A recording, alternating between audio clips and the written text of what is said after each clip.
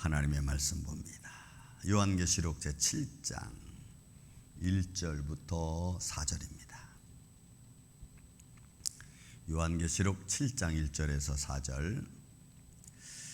이 일 후에 내가 내 천사가 땅 내 모퉁이에 선 것을 보니 땅의 사방의 바람을 붙잡아 바람으로 하여금 땅에나 바다에나 각종 나무에 불지 못하게 하더라.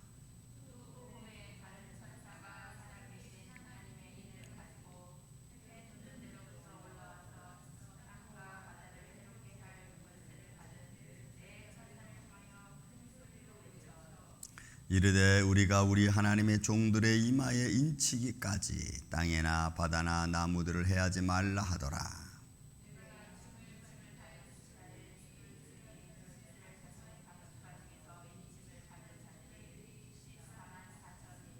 아멘. 거기까지 말씀 봅니다.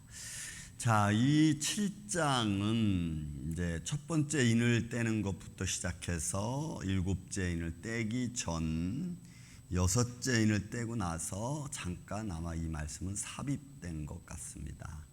뭐 신학적으로 그렇게 고찰하고 있고요. 왜냐하면 그 삽입된 것 중에서도 그렇게 막 전혀 다른 말이 삽입된 게 아니고 인에 관한 말씀이기 때문에 그렇습니다. 조금 더 어떻게 보면 확장 해석해 놓은 거라고도 볼 수 있겠죠.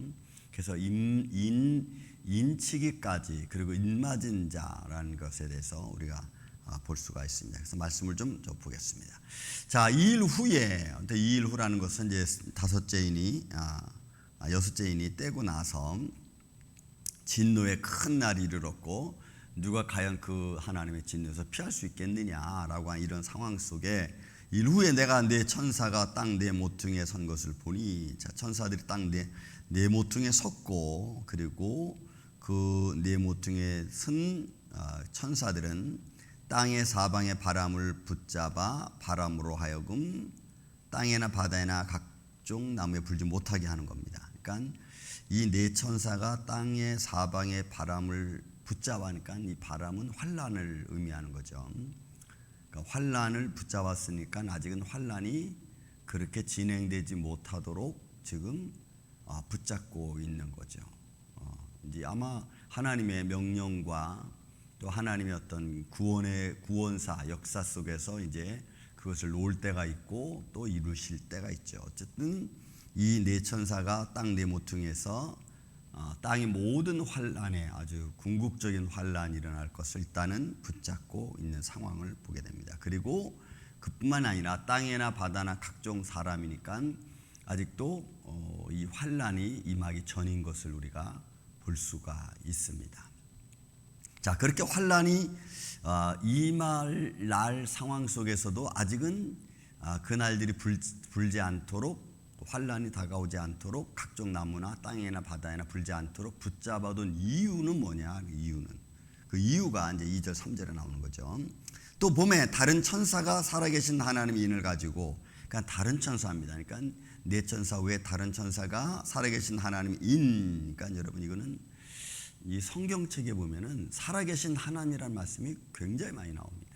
한 500번 이상 나오는데 살아계신 하나님이라는 말씀이 저는 참 언제부턴가 그 말씀이 마음에 쏙 들어왔어요. 그냥 하나님 하면은 그냥 이렇게 살아계신 분 이렇게 좀 막연하게 믿는 것보다도 살아계신 하나님이라는 이 글자가 더 분명하고 확신 있게 저한테 다가왔던 어떤 시간이 있었습니다.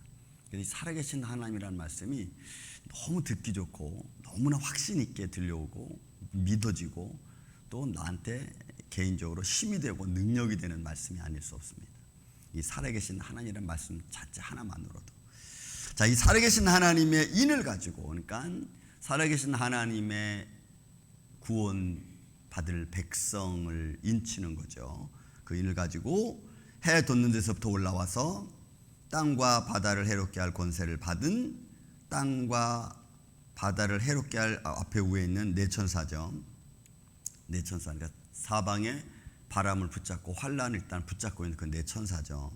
그 천사를 향해서 다른 천사가, 그 하나님의 살아계신 하나님 인을 가진 천사가 말하는 겁니다. 큰 소리로 외쳐 이르되 우리가 우리 하나님의 종들의 이마에 인치기까지, 그러니까 아직도 하나님의 백성의 입맞은 자의 인침을 기다리고 있고, 어찌 보면은 이 기다리는 것 중에 하나는 구원받은 지금 살아있는 백성들 중에도 있겠지만 아직 이 땅에 태어나지 않은 사람들도 있을 것 같습니다.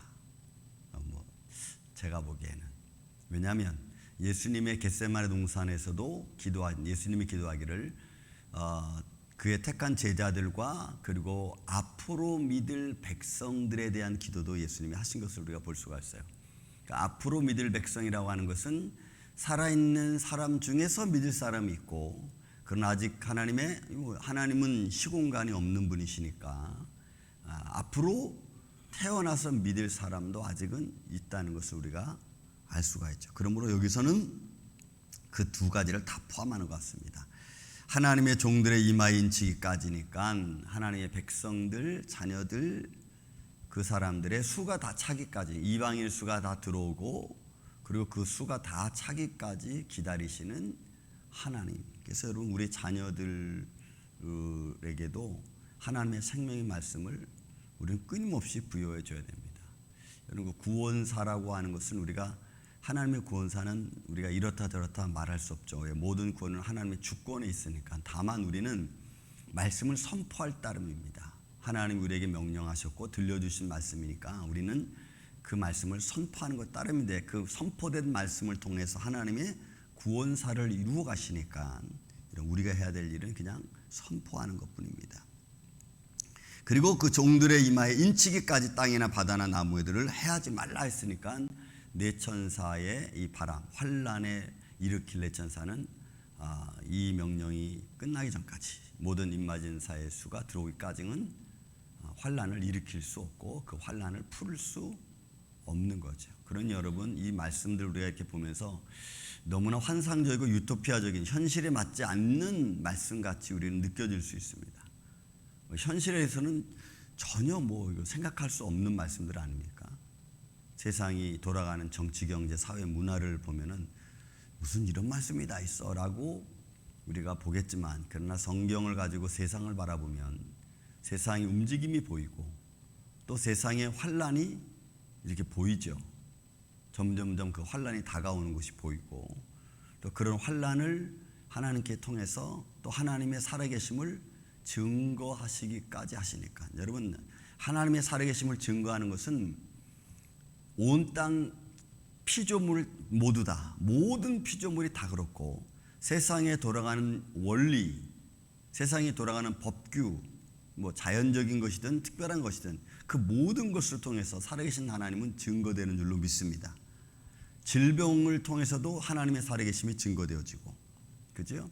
기쁨과 감사를 통해서도 하나님의 살아계심이 증거되어지고, 어떤 것을 통해서든지 살아계신 하나님은 증거되어지는 겁니다. 그러니까 이 환란도 결국은 하나님의 살아계심을 증거하기 위한 겁니다. 결국 이 구원사는 살아계신 하나님을 증거하는 과정이라고 우리가 볼 수가 있는 겁니다. 자, 그 나무들을 향해 해하지 말라 했습니다. 그리고 내가 인침을 받은 자의 수를 들으니 이스라엘 자손의 각 지파 중에서 인침을 받은 자가 14만 4천. 여러분, 이 14만 4천이라는 말에 굉장히 많은 의미를 부여하고 또 그로 말미암아 이단자들도 많이 나왔죠. 여러분, 이 말씀은 앞으로 이제 나올 14장에 가면 계시록 14장 1절부터 5절까지 보면 그 14만 4천에 대한 이야기가 이제 거의 나옵니다. 그리고 이 14만 4천은 하나님을 찬양하는 무리들이고, 14만 4천, 14장 가서 제가 좀 더 자세히 말씀을 드리겠습니다. 그리고 이 사람들은 이스라엘 각 지파라 그러는데, 그 각 지파가 이제 다음 시간에 월요일 아침에 하는데, 여러분 그 12지파 5절부터 시작해서 8절까지 나오는 12지파 중에서 단 지파하고 에브라임 지파는 빠집니다. 대신 어느 지파가 들어가냐면 레위 지파가 들어가고 에브라임 지파가 빠지고 더 나아가서 요셉 지파가 들어갑니다. 여러분, 요셉 지파는 어떤 상황이죠? 우리가 요셉 지파 앞으로 보겠지만 그 예굽에 가서 그 이스라엘 백성을 구원한 백성들이죠. 레위 지파는 사실은 레위 지파와의 약속이 있습니다. 나중에도 얘기하겠습니다. 아무튼 그래서 이렇게 14만 4천이 나오는데 이 14만 4천이 앞으로 구원받은 자의 수의 어떤 상징적인 수죠.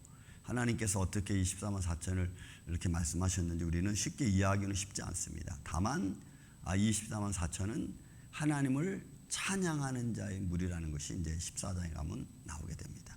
그래서 오늘 구원받은 하나님의 백성들, 자녀들이 하나님의 완전수에 들어간다는 거죠. 23사는 하나님의 완전수입니다.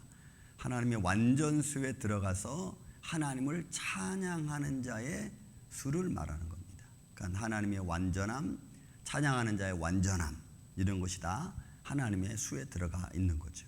그러므로 오늘 이 입맞은 자, 하나님께서 환난을 중지시키고 아직 불지 못하게 하고 하나님의 부름받은 자, 입맞은 자가 수가 다 차기까지 기다리시고, 또 베드로후서 3장에 있는 말씀처럼 내가 모든 백성이 다 구원받기를 원한다. 그게 하나님 오래 참으심이라고 베드로가 이야기한 것이 있습니다.